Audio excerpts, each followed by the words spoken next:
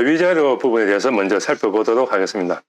위자료 기준을 1억으로 잡았습니다. 위자료 기준을 1억으로 잡은 것은 제 임의적으로 잡은 것이 아니라 서울중앙지법 산재 및 교통사고 전담부에서 위자료는 1억으로 정하자라는 기준을 제시한 겁니다.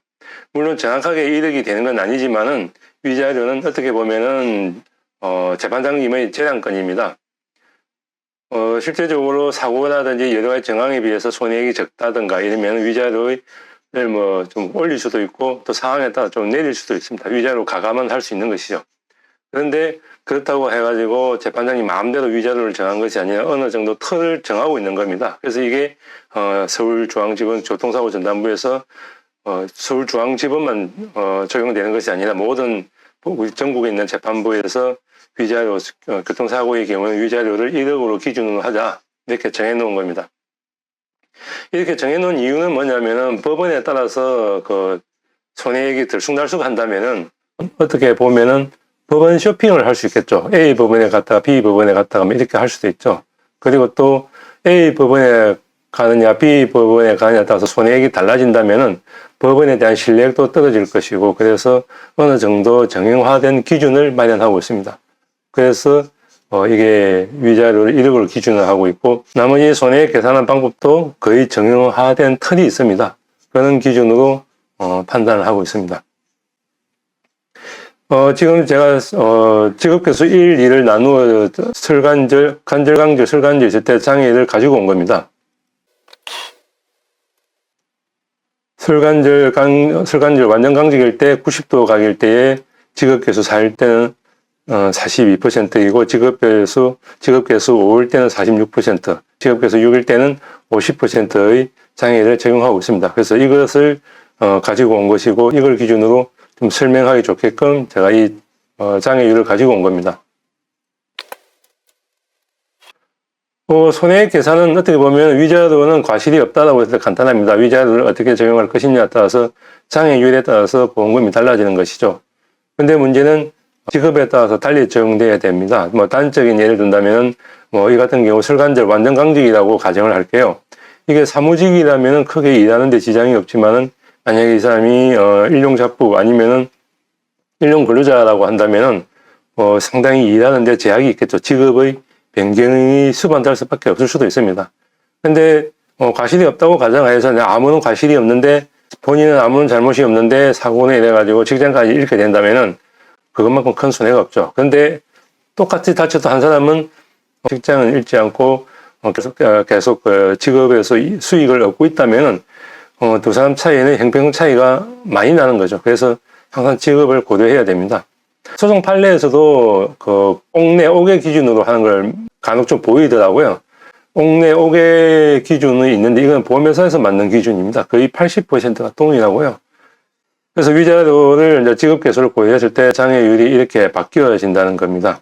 그런데 여기서 또 하나 더 짚고 넘어가야 될 게, 우리가 나이가 20대에 20, 30대에 사고를 당한 거하고 나이를 50, 60대에 사고를 당한 거는 좀 차이가 많이 나죠. 제가 차이가 난다고 하는 이유는 뭐냐면 우리가 일단 신체 건강하다고 가정했을 때 신체 건강한 사람이 20대, 30대가 직업 전환하는 거하고 50대, 60대가 직업 전환하는 거 차이가 엄청나죠. 20, 30대는 다른 직장에 들어가기가 쉽습니다. 그런데 50, 60대는 직장을 옮기기가 상당히 쉽지가 않죠. 그렇기 때문에 나이를 고려해야 된다는 것이죠. 그리고 장애가 생겼을 때 적응 속도라든지 몸이 불편한 걸 어떻게 빨리 회복할 수 있는 기간을 말하는 겁니다. 그런데 나이가 50대, 60대 되버리면 다리가 불편한 것이 적응하는데 상당한 시일이 소요된다는 것이죠. 그래서 똑같이 다치고 똑같은 장애가 있다고 하더라도 직업에 따라서 나이에 따라서 장애율을 달리 적용해야 된다는 것입니다. 그래서 나이를 고려해서 장애율을 판단하면 지금 이제 46%라고 되어 있지만 나이를 고려했을 때 55% 정도의 장애가 되는 것이죠. 그럼 이게 우리가 교통사고 같은 경우는 교통사고도 그렇고 우리가 산재에서도 교통사고로 인해서 산재가 발생했다면은 일단 1차적으로 산재에서 보상하고 그 초과 부분에 대해서 교통사고 자동차 보험으로 넘어오지 않습니까? 그 외에도 여러 가지 있겠지만 어쨌든 간에 지금 제가 기준은 자동차 보험 사고를 기준으로 하고 그 약관 지급 기준과 예상 판결 금액을 차이를 비교를 해 보도록 하는 겁니다. 먼저 자동차 보험 약관상 예상 판결 금액은 제가 이렇게 판단을 해봤는데, 자동차 보험 약관상 기준을 보면은 부상 등급에 따라서 이 위자료가 달라집니다. 부상 등급 1급일 때는 200만 원이고, 2급, 3급, 4급일 때는 또 이렇게 또 부상 이게 달라지죠. 그리고 또 여기서 또 과실이 있으면 또 과실에 따라서도 또 보험금이 또 달라지는 거고요. 부상 위자료와 휴장의 위자료가 중복될 경우에는 둘 중에 높은 것을 적용합니다.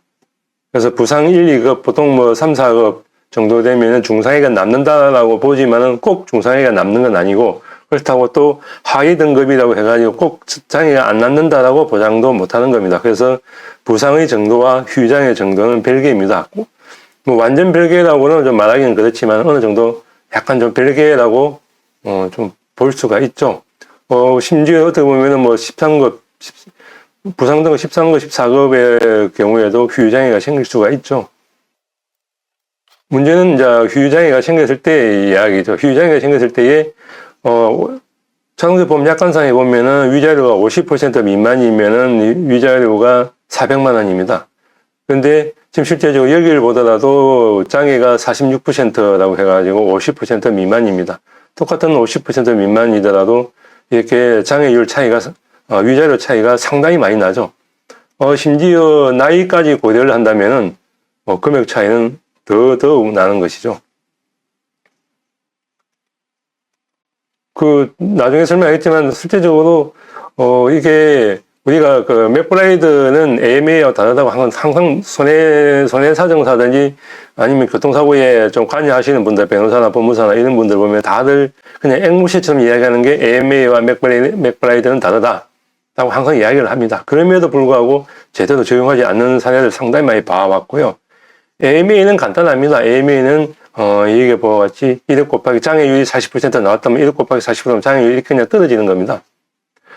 누구를 남녀노소 누구를 불문하는 것이죠. 그런데 맥브라이드 넘어오면은 직업을 고려해야 되고 나이를 고려해야 되고 여러 가지 사회 환경도 고려해야 된다라고 했지만 그거는 이제 단적인 예를 든다면은 휠체어 타고 다니는 사람들 그 같은 경우에 지금 우리나라도 지금 몸이 불편하신 분들에 대한 이동 통로를 확보하기 위해서 여러 가지 안전 배려를 하고 있죠.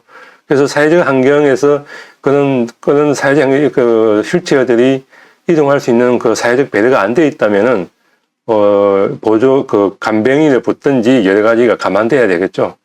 그래서, 직업이라든지 나이라든지 사회적 환경이라든지 이런 부분을 다 감안해가지고 장애율을 판단하고 손해액을 산정해야 되는 겁니다. 그래서, 여기서 좀 전에 말씀드렸다시피 나이를 고려해버리면, 50% 미만이 50% 이상이 되어버리는 거죠. 실제적으로 46%면 자동차 보험 약관상으로 따졌을 때 50% 미만이지만은 이 경우 나이를 고려했을 때 55%로 올라가는 것이죠. 자, 50% 이상이라고 하더라도 지금 실제적으로 자동차 보험 약관상에는 65세 미만인 경우와 65세 이상인 경우를 구별하고 있습니다. 65세 미만인 경우에는 4,500만 원 곱하기 장애율에다가 85%를 적용하는 것이죠. 그래서 나이를 고려하지 않는다 하더라도 위자료 차이가 상당히 많이 납니다. 그리고 65세 이상인 경우에도 금액 차이가 많이 나죠.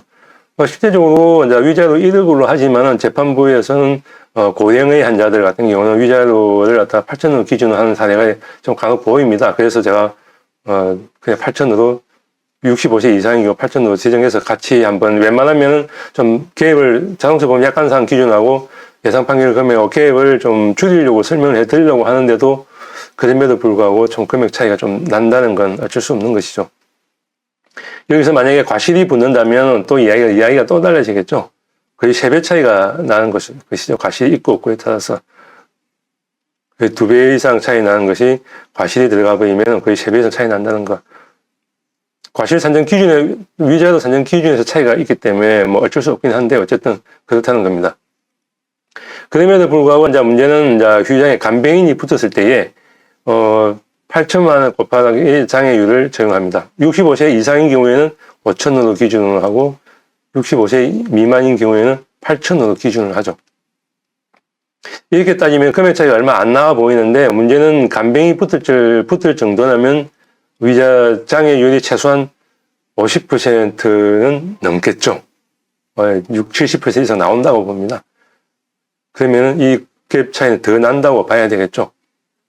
그래서 위자료는 이렇게 산정이 된다는 거고요. 그래도 의문이 들죠. 그래도 소송을 해야 하나? 그래도 제대로 받은 소송을 해야 하나? 의문이 생기죠. 근데 문제는, 이것을 갖다가, 이 가격이 100만원에서 200만원 사이다 라고 정해져 있고, 야, 우리가 합의하는 과정에서 얼마를 할 것인가? 라는 그 조율만 남아있다면은, 굳이 제3자한테 물어볼 필요는 없겠죠. 둘 간의 조율이니까. 그래서 어느 정도 손해사용사가 하는 일은 이렇게 해서 이 손해액이 이 정도 된다라고 금액을 제시해 주는 것이고, 그 부분에 대해서 그 제시된 금액에 대해서 보험회사랑 소비자가 조율해서 금액을 맞추는 것이죠. 근데 의견 조율이 된다면 굳이 소송이라는 복잡한 절차를 거칠 필요성은 없지 않겠습니까? 그래서 같은 사고 다른 결과인데, 그래서 합의 전에 먼저 상담 먼저 받아보시기를 권해드립니다. 감사합니다.